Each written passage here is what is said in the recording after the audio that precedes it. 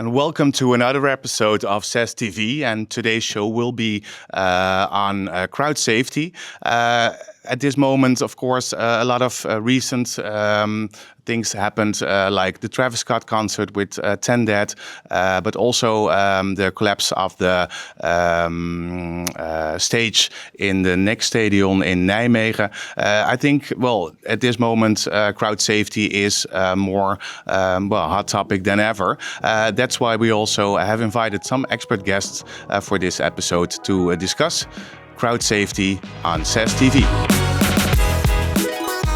And at today's table, we have 4 expert guests, as mentioned. We have Lotte Verstraeten, we have Anne Vase, we have Jari Veldhuizen, and we have Veronica Strepac. Thank you very much for being here and spending your time. As discussed, a lot of things are happening when it comes to crowd safety in events, and as security is more important than ever. So Lotte, I would like to really know what is your vision on that? Yeah, well, of course, security is important, but not only at events. On the 2nd of November, I had a very interesting interview with Sinan Hayir. He works for Crown Securities in Zwijndrecht, and it's a very big company, from events till cameras on the street, just for the safety of the people. But of course, I asked him event-related questions, since that's I think very important now in these times. Especially also with the coronavirus, a lot of things has changed to organize something like that, and also the difference between a dance and a sport event. What are those differences, for example?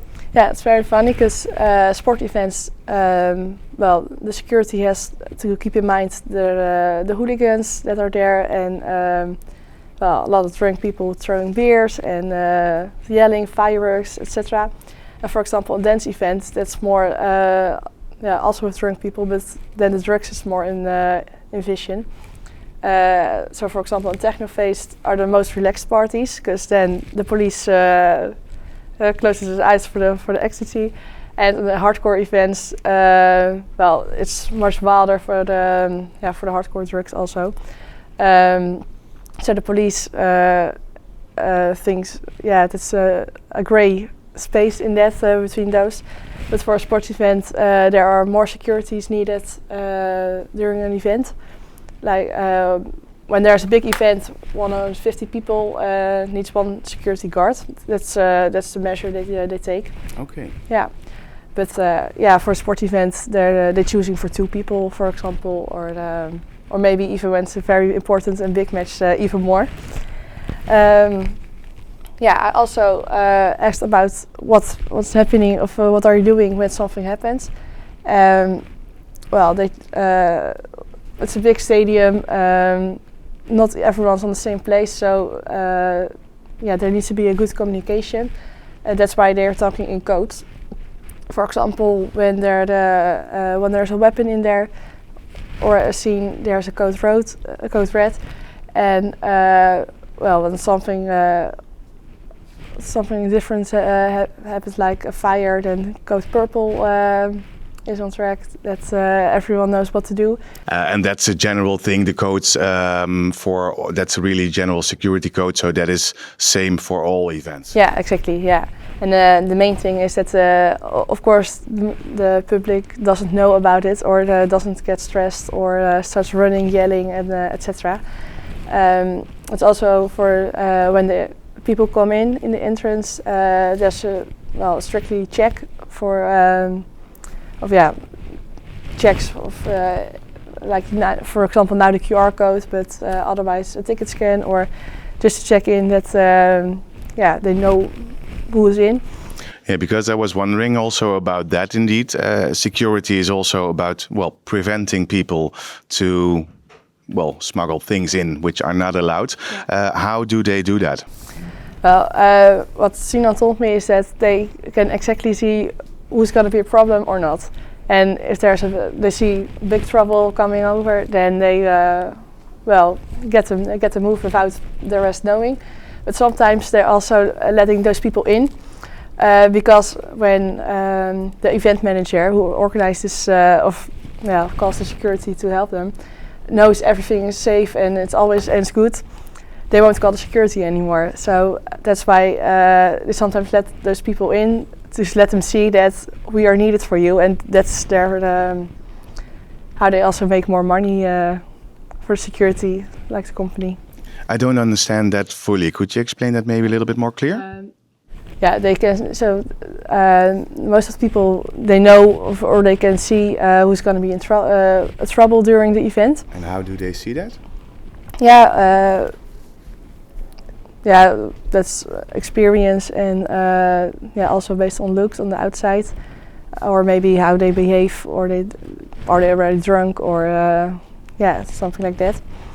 And sometimes they let them in just to make some trouble, so that the other people can see from security is just needed to. It's more to make a statement on, okay, we're here, so don't make any trouble. Yeah, exactly. It's a warning for the others. Business running. Yeah. Okay. Well, of course, there are also rules that happens for crowd safety management. That happens differs per event. A lot of crowd disasters are happened for the design, that there are too much people for one little space. So that's most of the time a design mistake. Also, what could happen is the information, lack of information. For example, the weather is a big condition in that, of course. And what do you mean by lack of information looking at the weather? Yeah, if it's suddenly gonna rain or something, people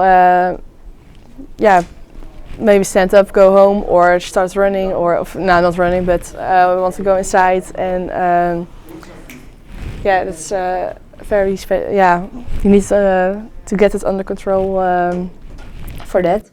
Okay, so if there is rain plan, there are new risks, and that's what they have to put in the risk analysis. Okay, so that's very important. They make that also a very long time before the event. When it's a big event, everything is already set like 6 months ago before that.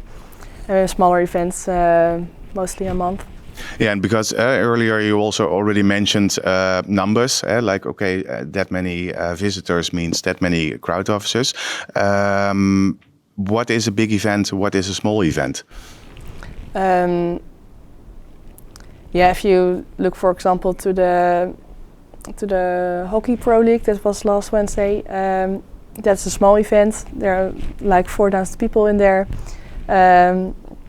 So that's easily under control. But if you think like a big World Football Championship, where a lot of people are coming from, then that's more bigger and more risk in that, of course. Yeah. Okay, well, thank you very much, Lotte, for your contribution. Now let's also go over to you, Anne, because as mentioned, crowd safety is very important, and of course, it means threats. There are a lot of threats for events and sports events when it comes to crowd safety, and you also are an expert on that. We already heard some of the threats, but could you maybe explain more on that? Yeah, of course, for sure. Lotte already touched upon some interesting points that I also was going to talk about, but I think it's interesting to talk about the first main threat, which is overcrowded venues. I think we all saw the big disaster at the Travis Scott festival or concert in Houston. The overcrowded venues, actually, the biggest disaster, all known to all of us, was actually in Hillsborough, where people got crushed against the fences. This is also when they banned the fences at festivals, at football games, everywhere.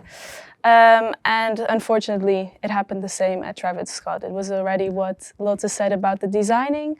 There was just too many people at a venue where not so many people could be present, which, it turned out in a very big disaster with, I think, 8, 9, 10 deaths already. Yeah, 10 already. I saw yesterday the little boy of 11, I think he unfortunately passed away. Yeah. So that is number one. Overcrowded venues is one of the main threats to crowd safety. The overcrowded venues is either for music festivals, but also for sports events. The next threat that I'm going to talk about is fan violence.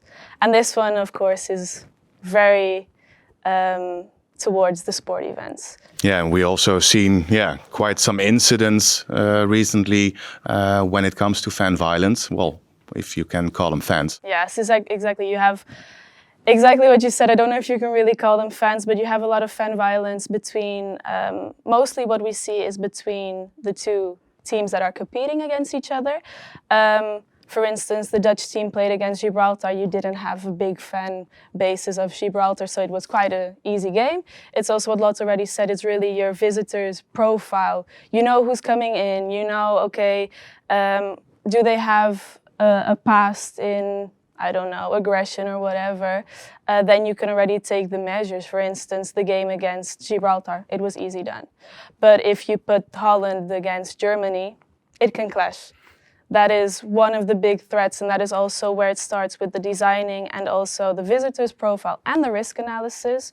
You really need to take extra measures. You need to put more security, more marshals. You need to make sure that the entrances of both supporters are on different sides. You need to make sure that, for instance, if it's Germany against Holland, the Germans have a special place in the stadium where they can sit. Otherwise, it can get very nasty, let's say it like that. Yeah, so that's what you call the design of an event. Mm-hmm. If looking at the design, is it really focused on the stadium or the venue, or so location-wise, or? I did an interview with Matthijs Wiersma, who is the head of security of the Dutch national team, the football team. And it was actually quite interesting because he spoke that it starts at Schiphol Airport. Let's say the game is in the arena. It starts all at Schiphol Airport. And from there, they track everyone who comes in.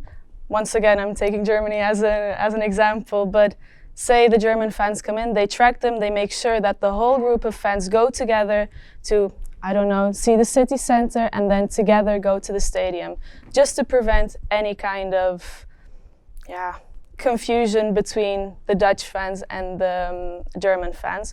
So it takes a lot of procedures before. And then they are already supervised by, well, how do you call it? You have a lot of more police on site. So if the game is in Amsterdam, you can already see there's much more police in the city already. Everybody knows a big game is coming up. So you have much more police around, and in stadium itself you have more marshals who usually are volunteers. You have the marshals, you have a lot of police. So that is really where they take the extra measures. One interesting fact about the fan violence is looking at 20 years back, a lot more fan violence happened. Nowadays, you get a stadium ban. So what happens is that a lot of violence is taken outside the stadium. And that is when the event organizer can't really do much anymore because it's outside the premises, they can do whatever they want. Then it's really the local authorities that need to take care of it. But also because of the new technologies, the new innovations, you see that it's much less because there's cameras everywhere. If you do something, they've seen your face and you're done. It is also easily to recognize people and to ban them because of data. Yeah, exactly. So that technological innovation really has helped to control the fan violence. But you're saying an interesting thing also about like it's nowadays a lot more than 20 years ago. Mm-hmm. Why? Is there any cause to that? Is there any? I really don't. I don't know why it's more nowadays. I know that it's harder nowadays to get done with it and to create a fight and just walk away. And for me, I think it's a very dumb idea. You ruin the night for a lot of people. And what I say, there's cameras everywhere, there's data, you have a lot of things, you get caught immediately. So to answer your question, I really have no idea, but I wouldn't recommend it. No, I think that's always a good recommendation indeed. Yeah. The third threat that I found very interesting was fire safety. And I think it's interesting to say that not a lot of people know about the fire safety within a stadium, but it is one very big topic. In 1985, you had the incident at Bradford Stadium. I don't know if anybody knows about it. But this was when a cigarette was not distinguished correctly, and there was a lot of rubbish on the floor, and the whole stadium went up in flames. So this is why now when people do the risk analysis and they do the visitors profile, they also see, okay, do our fans smoke a lot? Is there a lot of rubbish on the floors? This is also why they try to diminish the rubbish so that there doesn't go another stadium up in flames. This was a tragic event. 56 people died and over 250 people were injured. So something that shouldn't happen again. This is why also now you see fire extinguishers over the whole venue. You probably don't really think about it, but they are there a lot more than 20, 30 years ago. So fire is one very big threat that I think not all of us really think about. But it really seems strange because you mentioned fire and cigarettes. But if I look to a lot of matches, for example, you do see those fire torches. How do they come in? Also, when it comes to a lot of security. Yeah, no, those are banned from now. Especially the KNVB, they don't allow them anymore because it is a very big risk to let the stadium go up in flames. Although there are, I don't know how many people coming in at one venue at the same time, it's very hard to control everything. I do know that at this point, when you do come in with the fire, the fire sticks, torches, they do get taken away from you and they are removed correctly and they are recycled in the right way by the event organizers. And you also get a penalty then, for example? You first get a warning, and if you do it again, you get a fine, and again, you get banned from the stadium. So these are measures that are quite heavy, but they are needed to ensure the crowd safety. I think one very important threat that I should talk about is not only in sports, it's in festivals, it's in public places like airports, it's the terrorist attacks. Yeah. Unfortunately, it's still. It's one very big threat, and we need to think about it the whole time. In 2015, in the game against France and Germany in Stade de France, you had two guys that wanted to bomb the stadium. Luckily, due to all the security, due to all the safety, they got caught and they weren't able to get into the stadium. But it is unfortunately one of the most frightening threats to crowd safety. This is also why before every sports game, and I think it's the same at airports and music festivals, I'm not sure, you have the bomb squad that goes in, or the dog who needs to go around to take a look, okay, are there any bombs located anywhere behind the seats or under the seats? Funny to know that the dogs can also detect fireworks. So there you go, the fireworks are also not allowed inside stadiums because they can provoke a fire. But yeah, terrorist attacks are one of the hardest to control because you just need one lunatic that walks in and it's actually done. But there is a lot of measures before that. You need to be checked, you need to show your bag, you need to be completely checked before you go into a venue. So yeah, unfortunately it's still one of the main threats, but it's really taken into account. So because you as an organizer, of course, are depending on a lot of public security officers, etc. Like also the bomb squad, you say. I can imagine, that is quite difficult. How to see what stakeholders you need to take into account. Is there like special policy on this in the risk analysis? Well, the policy, it changes from country to country. Me, myself, I work at the Dutch team here in the Netherlands, but I also do it in Portugal. You have different parties that do these kind of jobs. For instance, in the Netherlands, you really have an apart company that comes in, does a check, walks around. If you go to Portugal, it's just the GNR, the local police authorities, that do the bomb search and check if everything is in order. But the bomb search needs to be done before any game. It's in the policy of an event organizer. Okay, well, thank you very much for these interesting insights in this security risk, etc. Also, Jari, welcome also as our guest, because you also discussed some things with the head of security of NAC, our local club here in Breda. Could you maybe explain a little bit more on that? I did my interview with Leon Aarsens. He is now for 24 years head of security of NAC Breda.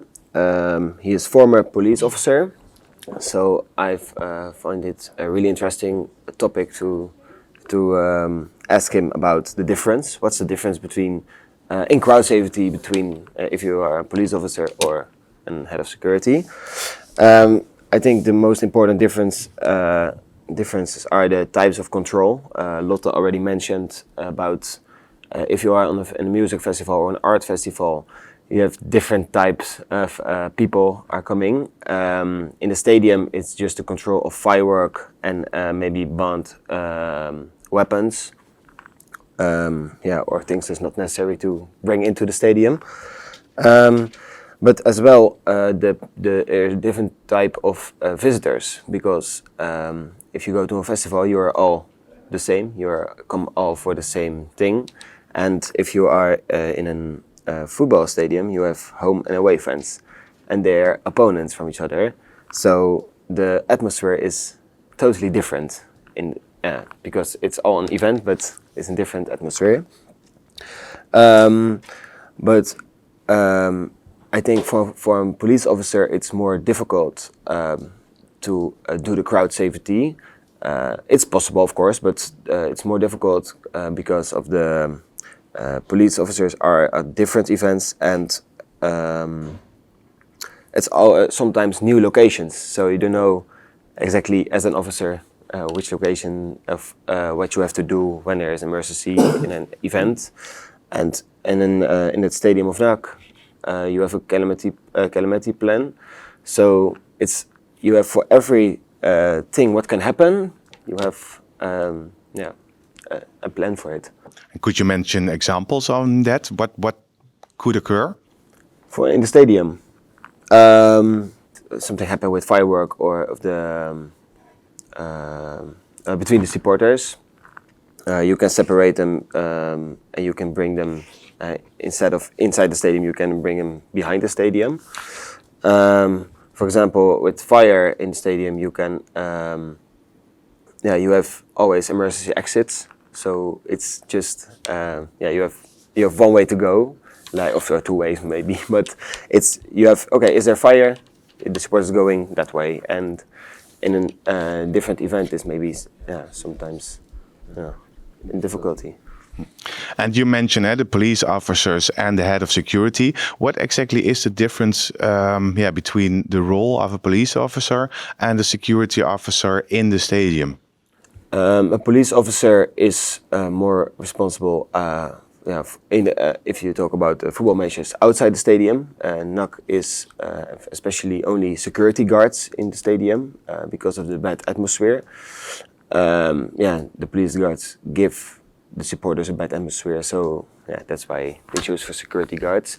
But the biggest difference is the head of security is arranging everything before the match, especially 6 weeks before the match. They start arranging everything, like the planner of the route of the supporters to ask for people to help at the match. But the police officer is just only at that day. So the startup, I think the biggest difference is the startup is responsible, the head of security, and the police officer is responsible for doing the task on that day. That's the biggest difference. Because do they have the same authorities? Can they both arrest people, for example, or fine people? Yes. No. The head of security can find people, what Anna mentioned, with the technology, the new technologies, with the camera system, and the security is there responsible for. Police can only find people if they're doing bad things outside the stadium because they don't have to in the stadium. So that's just the head of security is the only one. Yeah, and the security team to find the supporters to do nasty things. And of course, we all know NAC. You already mentioned the home and the visitors and the fans of NAC itself. Within the stadium, of course, there are also different type of fans. For example, the B-side Reds. Are there different rules when it comes to, for example, the B-side Reds or other fans?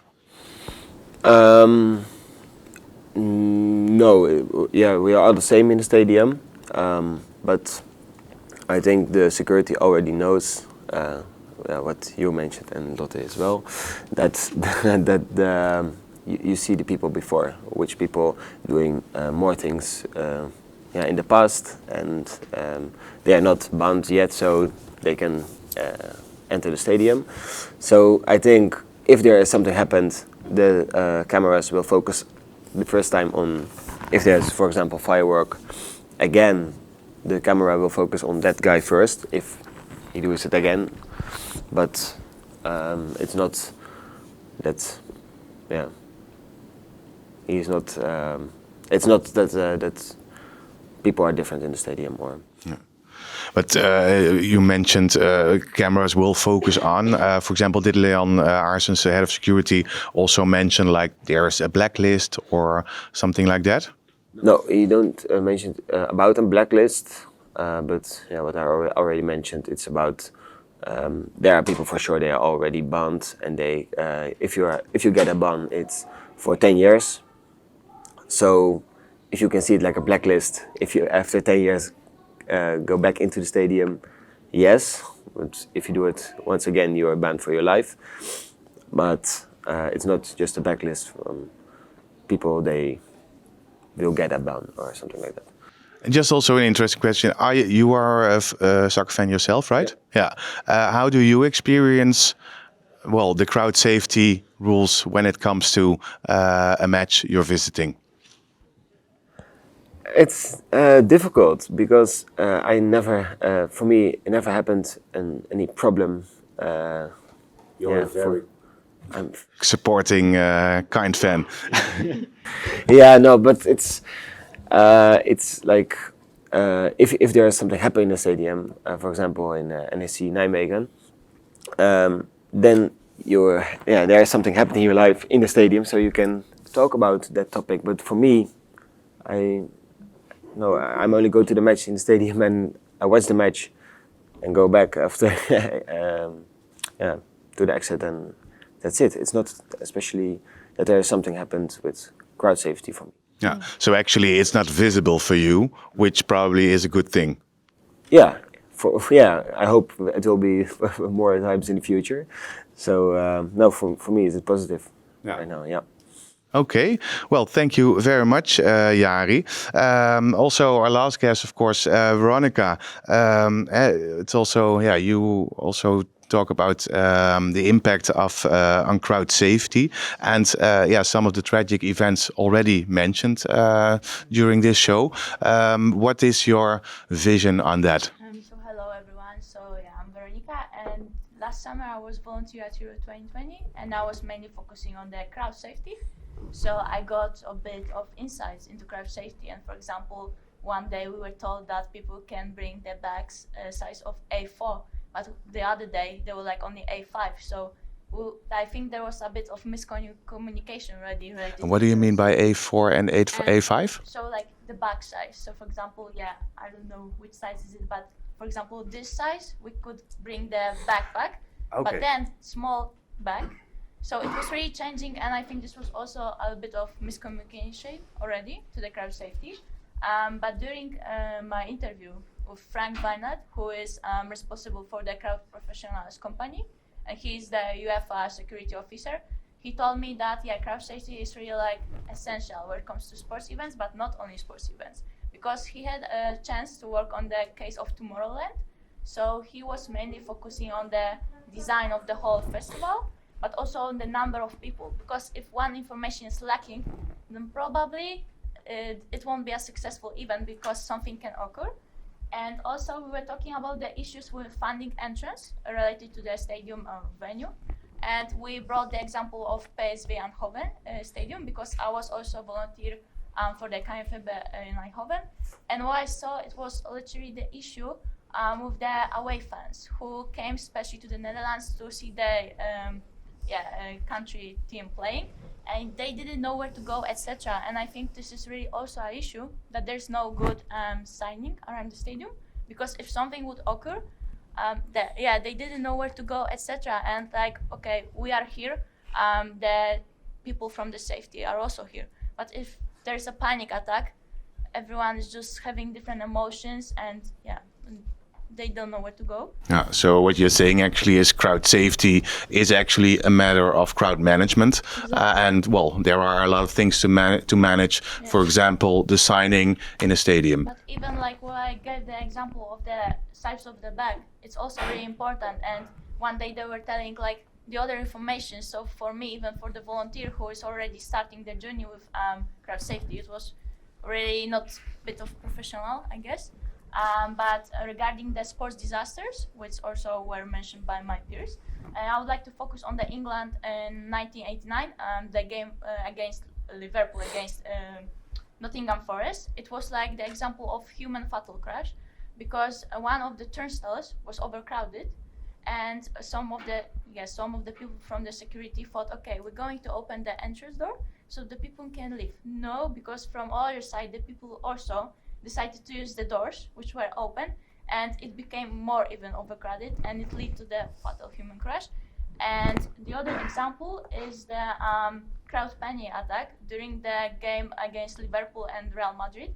The people gathered at the market just to watch the game with their friends, etc.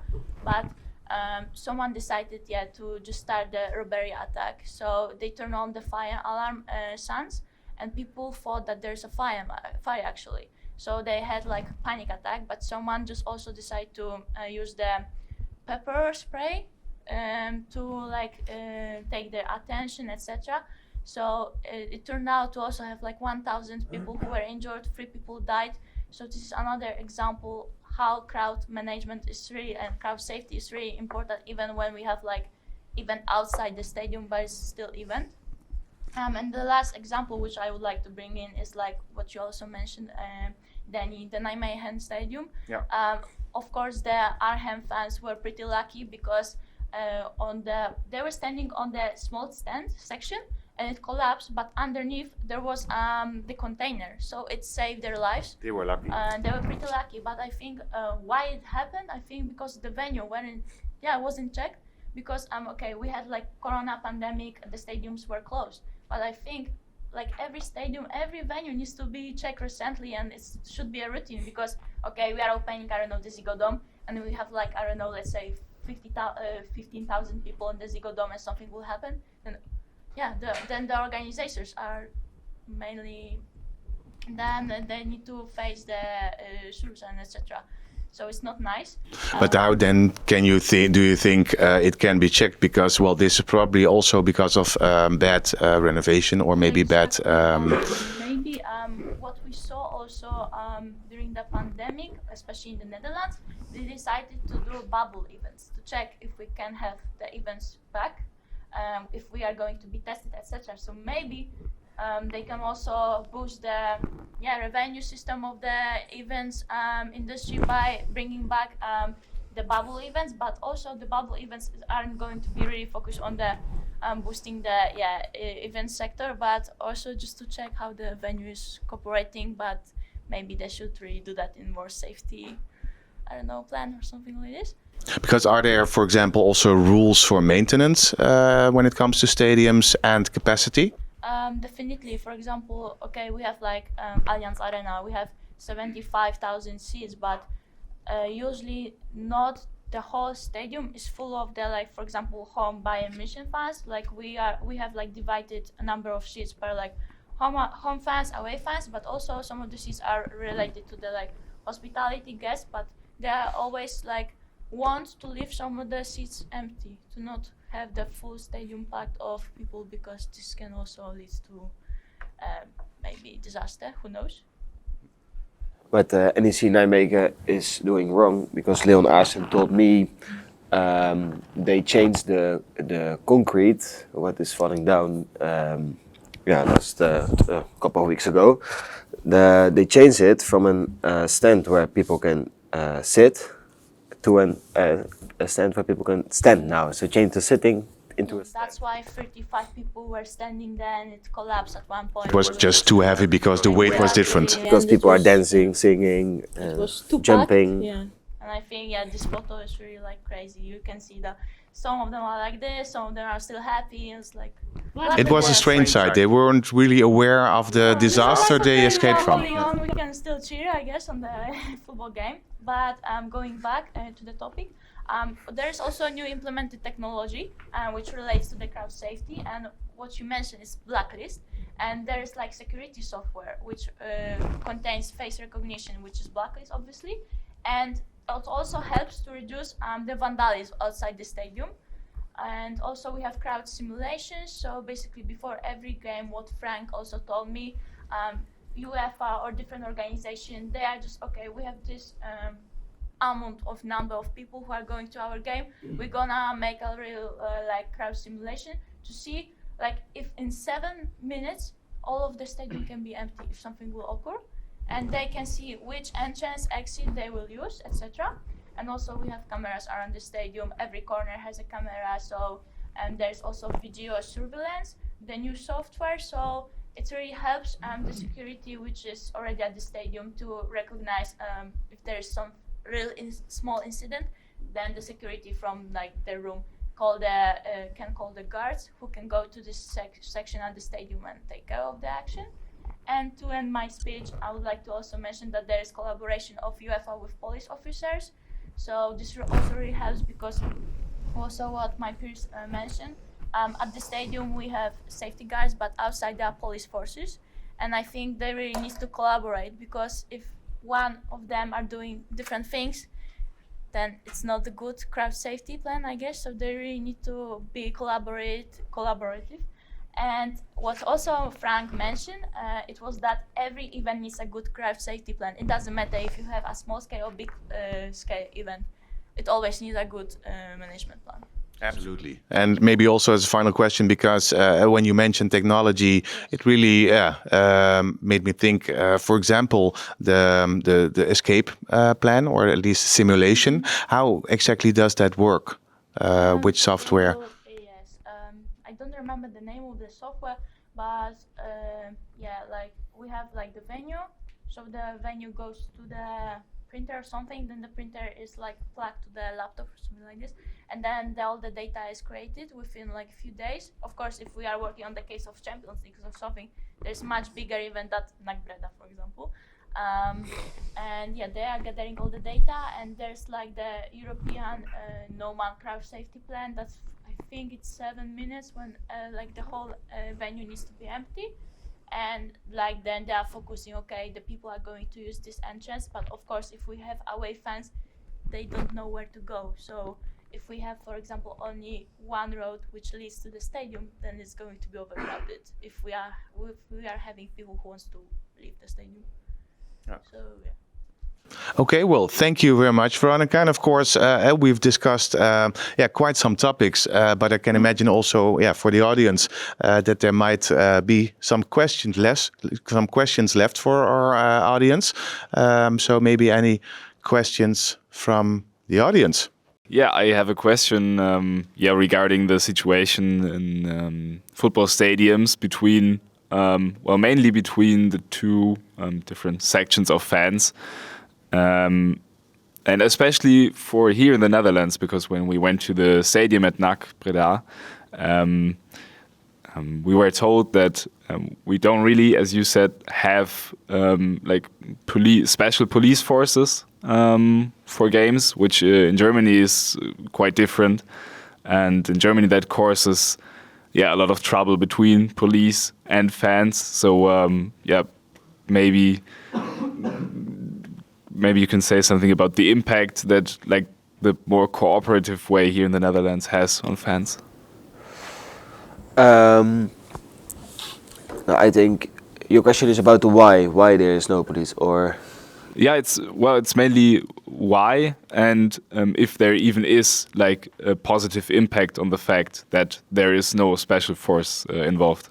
I think, for example, a match is bad, or it's an important match, but they're gonna lose or they are already lost, and there's police in the stadium, and the atmosphere will a bit anger. I think the police will make it more a problem than a security guard, because the police have, if people are in a bad atmosphere, have an how I say that, the police is not welcome if there is a bad atmosphere. So I think the atmosphere will only be more anger if there is police in the stadium. And yeah, Leon already told us about about that. So I think that's why there is only security guards, and that NAC, I think NAC, it's an important thing for NAC, because the supporters will sometimes be anger. So. Okay, thank you very much. I saw another question over there. Yes, thank you. I heard the example of a cigarette that's being lighted and laid down on the floor, and the whole stadium caught up in flames. So how are things like these being prevented as a whole? Because it's such a small detail that led up to a very big disaster. How can we prevent this? Well, you now have the fact that all what happened in Bradford was the cigarette wasn't distinguished correctly, but there are all plastic cups on the floor. So it fell on the floor, and because of the rubbish on the floor, it went up in flames. If you now go to the stadiums, they're very clean. You have a lot of recycling systems. After the games, you have volunteers that go clean the stadiums. You have the local cleaning company that always goes. After every game, the stadium is cleaned up to the max, which also helps for when the next game happens, it doesn't happen. But yeah, for sure, you still have people that don't put out the cigarette in a correct way. But I think that also with the common sense, and once again, there's cameras everywhere. If you go to a stadium and you put out the cigarette and it lights up in flames, if you get out alive, you'll be caught due to the technologies. Okay, thank you very much. One more question left. This is maybe a bit of a hot topic, but I think it's interesting to at least hear your opinion about it, since you know more about this than I do, for example. Regarding the Astroworld Festival, of course, the organizers of the event are held accountable for the things that have happened. But my question is more of an ethical stand. Do you think in the future that maybe the artist should be held accountable for it as well? Because, you know, he could have stopped it, of course. But yeah, what's your stance on that? Should we just hold the organization accountable, or is it the fault of him as well? To be honest, I don't think we should really be pointing fingers. First of all, what happened is a tragedy, and we shouldn't be saying, it's your fault, it needs to be recovered. What happened, it can't happen again, and for sure, we've all seen the videos. Travis Scott was still singing, there was people laying on the floor. It's not human. But yeah, I think in my point of view, I don't know what you guys think, the concert should be stopped.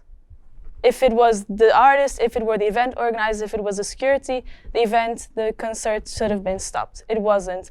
Now, I don't know if that was Travis' fault, I don't know if it was the organization's fault, but something needs to be changed, and I think that's the whole organization, including security, safety guards, the artists, everyone needs to think about that. Yeah, I think you are really right, and also what we saw also on the videos, that people were coming to the cameraman and they were telling him to stop. And also, okay, Travis stopped the concert a few times, but he still managed, okay, let's go get Drake on the stage and let's go race. No, I think this shouldn't happen also. No. Because I think he should see the ambulance in the crowd, because we all saw that. We all saw the videos. So it's really triggering topic, I think. Yeah. Very interesting topic we could fill another episode with, I guess. But well, of course, it also shows, the show must go on until, when. And I think it also shows, that there's a lot going on behind the scenes in preparation, a lot of stakeholders involved, and also who is then accountable. It is a collaborative thing. So I think I hope you also at home found this interesting, this topic. And of course, if there are any questions, these experts are available for you. But thank you very much for watching this episode of SES TV, and also thanks to the guest. Bye bye.